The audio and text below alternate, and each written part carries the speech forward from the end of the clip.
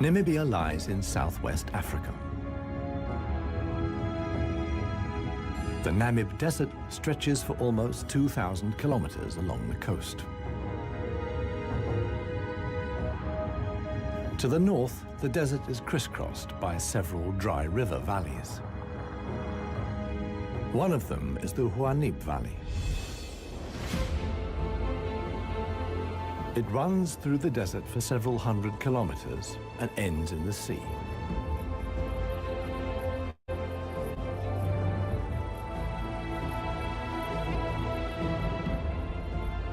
Water flows here once, at most twice a year. Only deep-rooted plants like ana trees can survive here. Only here, within the valley, can mammals exist in the long term. It is the home of the desert elephants.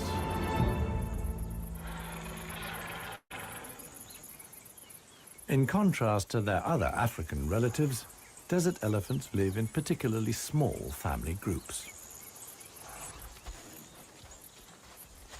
They are so rare and their way of life is so special that they're under the constant supervision of scientists who've also given the elephants names.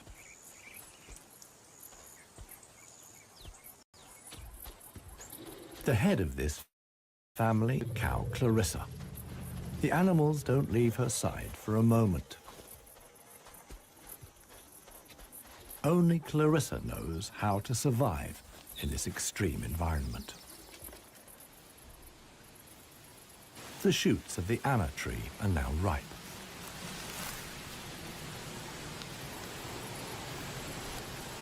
The pods contain protein-rich seeds.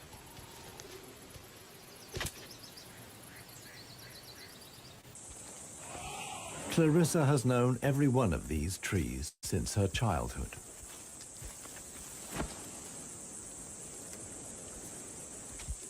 Even the youngest, Maya, tries the shoots. Here, however, experienced trunk tip control is required. It's easier for her to get the protein she needs from her mother's milk. Desert elephants only have half the number of calves as other elephants. The male animals stay with their mother's family until they reach sexual maturity. With mock fights, they prepare for life without the protection of the females.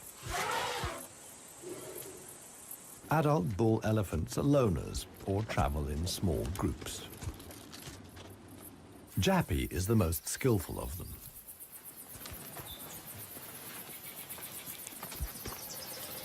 His younger brother watches enviously as Jappy brings down apparently unreachable branches from the tree.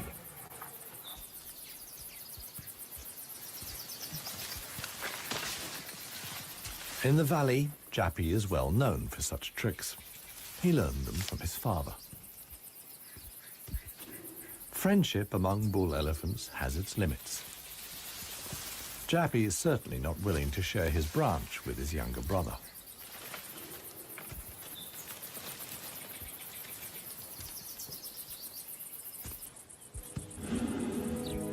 Their father, One Tusk, is now nearly 60 years old. His trademark is the missing right tusk, lost long ago in a hierarchical battle. For years, he was the undisputed king of the Huanib. Now he lives in seclusion. One Tusk's legs are weak. He can no longer keep up. The aging bull is already being watched by a male jackal, which lives in the Huanib Valley with its partner. Jackals mostly hunt smaller animals, but they wouldn't turn their noses up at a dead elephant.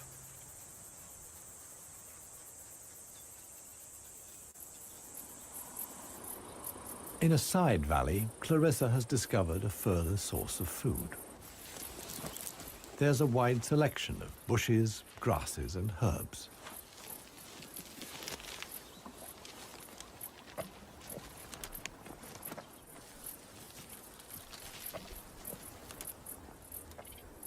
The elephants' climbing skills far surpass those of their savanna-dwelling relatives. This too is a form of adaptation to their special habitat.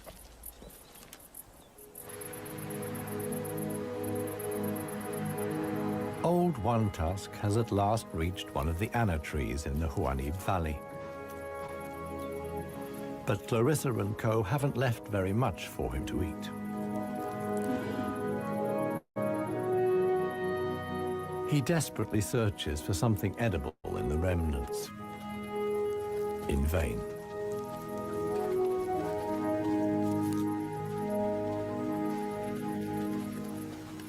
For the inhabitants of the Namib, survival is hard. They're used to going for long periods without water. Many get liquid from their food or know secret sources of water. Regardless of size, every green leaf contains a minimum of liquid worth harvesting.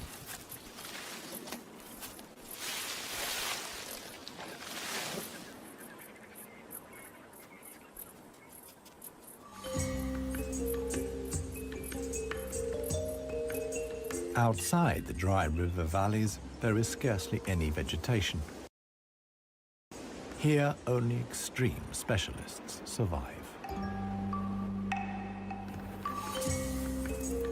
The Namib desert beetle is no bigger than a fingernail.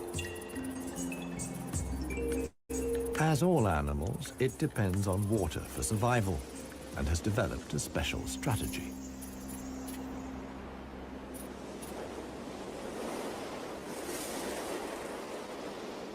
Even the tiniest traces of dampness in the air condense on its carapace. In time, a drop forms, which then flows directly into the beetle's mouth. This way of life limits the distribution of desert beetles to those parts of the desert that see fog. But where does the fog come from? The Namib is one of the few deserts in the world that stretch to the sea. The cold Benguela current from the Antarctic cools the seawater to a temperature of 12 degrees Celsius. When the water reaches land, it evaporates in the warm desert air. Around 200 days a year, the desert is wreathed in mist, which sometimes extends hundreds of kilometers inland into the dry river valleys.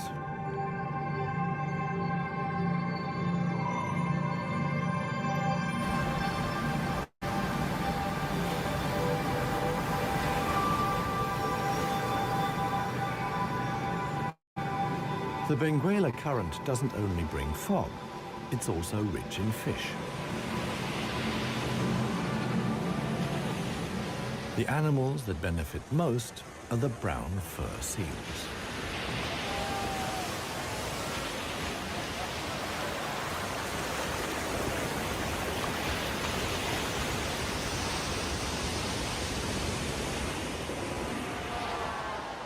Their colonies are often home to 100,000 animals.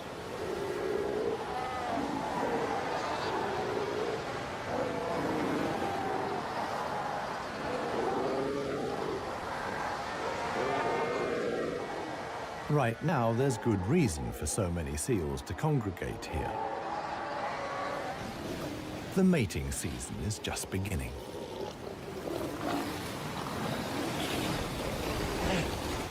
Everywhere, bulls are fighting for the right to mate.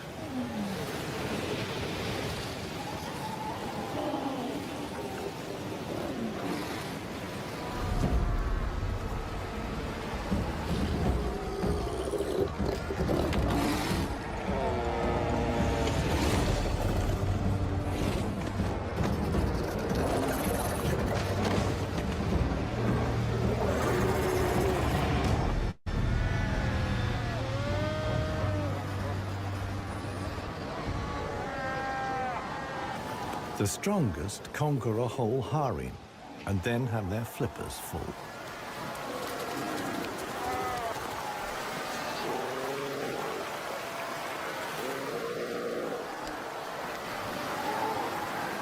After mating, the males disappear into the sea. They're not involved in bringing up the young. The fog sometimes penetrates as far as the Huaníp Valley.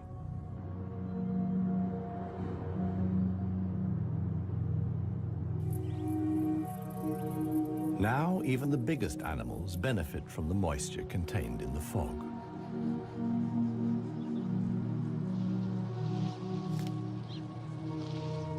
Jappy and his brother can take on a lot of liquid from the drops of dew on the plants they eat.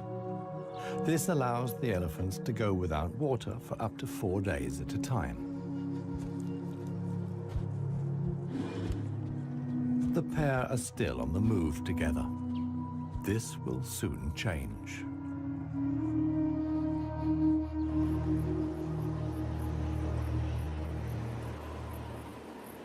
As the fog lifts, the sun illuminates a very special event. Families of elephants from other dry river valleys are on their way to the Huaníp Valley. They're following the calls of their relatives, which they pick up via the soles of their feet, as via a stethoscope. More and more elephants join Clarissa's family. Some of the animals haven't seen each other for years and exchange affectionate greetings. Jappy and his brother are also aware of the arrival of the females. When it comes to attracting a cow, in a flash, companions become rivals. Once upon a time, One Tusk was also aroused by all the excitement. Today, it no longer has any significance for him. He wouldn't be able to deal with confrontations with other bulls.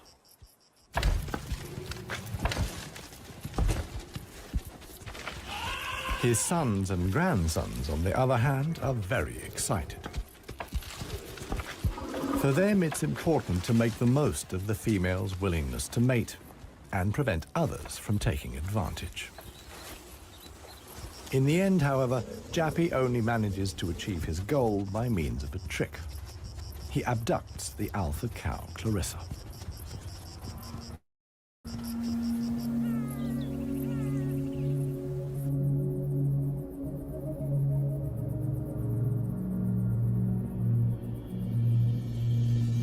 While many of the inhabitants of the valley spend the night hours asleep, this is the time of the real desert dwellers. The Namib sand gecko is only active at night. In the darkness, the little predator looks for crickets and spiders.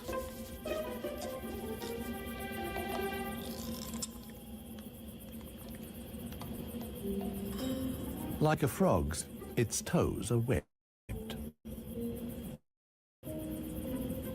This enables the lizard to seemingly fly across the dunes without sinking into the sand.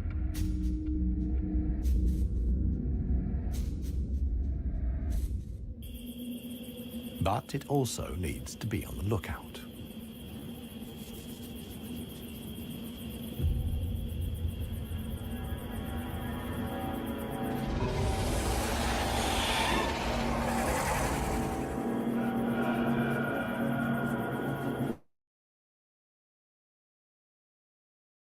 A sidewinding adder. Similar to life in the Namib.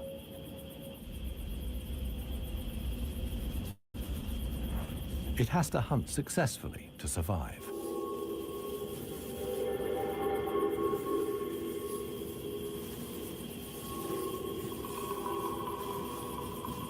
Once it finds a good spot for an ambush, it goes to ground.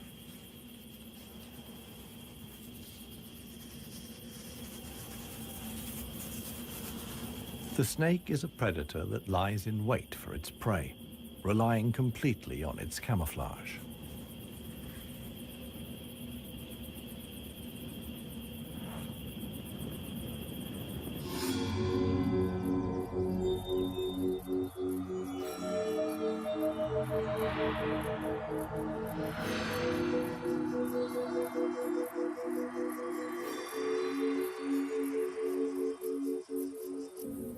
For the sensitive gecko, it's time to go. In the sun, it would quickly dehydrate. Here, too, webbed feet come in handy. The lizard uses its legs as scoops to quickly dig out astonishing underground passages. It can make tunnels 1 meter long into the ground.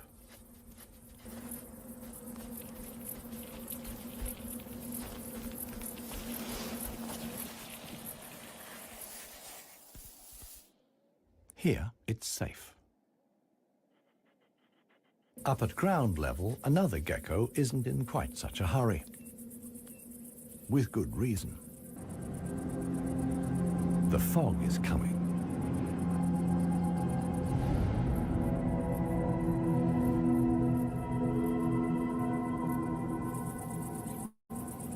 The lizard's large, mirror-like eye surfaces allow the fog to condense here.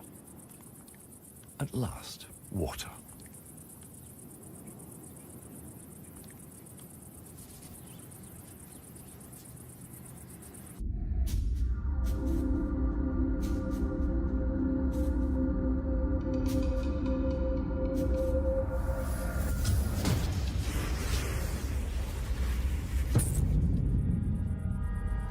The waiting paid off. This morning, the sidewinding adder can have breakfast and get some liquid into the bargain.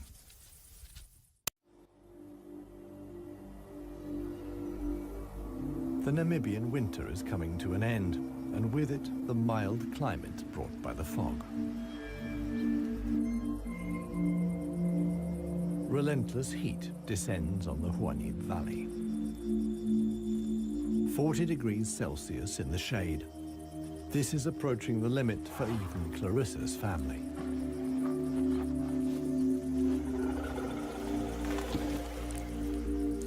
Elephants don't sweat, and so protect themselves against overheating by fanning their ears. But it seems too hot, even for that. The heat is hard to bear for all the animals, but for the youngest, the sun can be lethal. Maya is really suffering.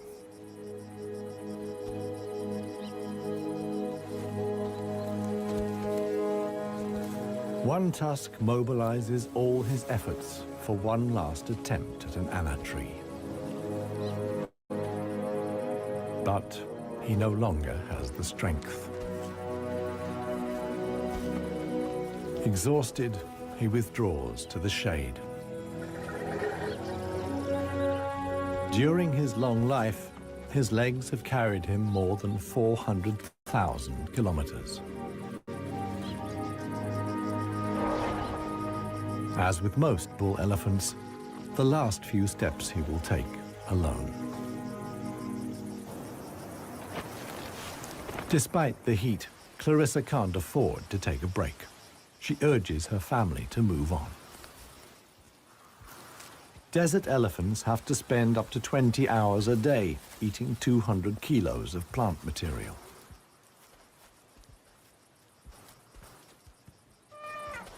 As tiring as that may be, Clarissa's family have no choice.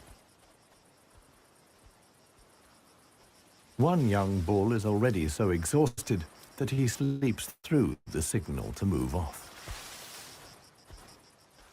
He only wakes up when the other elephants are already out of sight.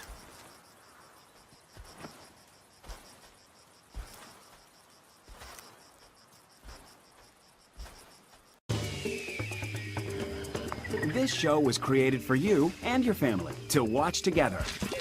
Welcome to Nat Geo Wild.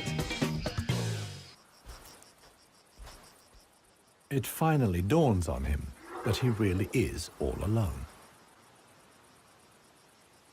Clarissa and the rest of the family have noticed his absence. The animals try to locate each other via smell using their trunks, which are extraordinarily sensitive.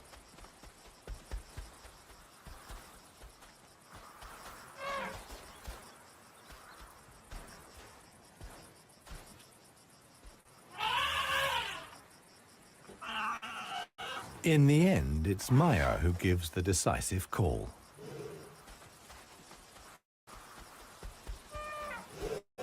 Now the straggler knows which way to go.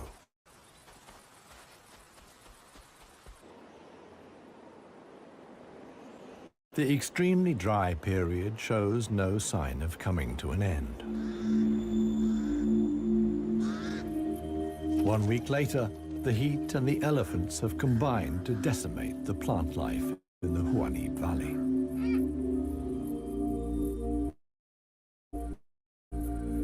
Vultures take up positions on the trees on the edge of the valley. Their time will come when the other animals can find nothing more to eat.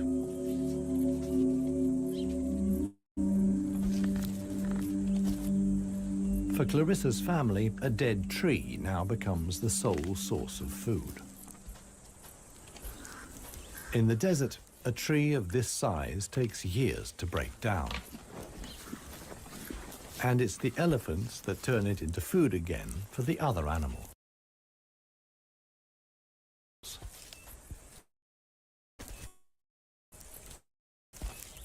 They themselves only use 60% of what they eat. The rest they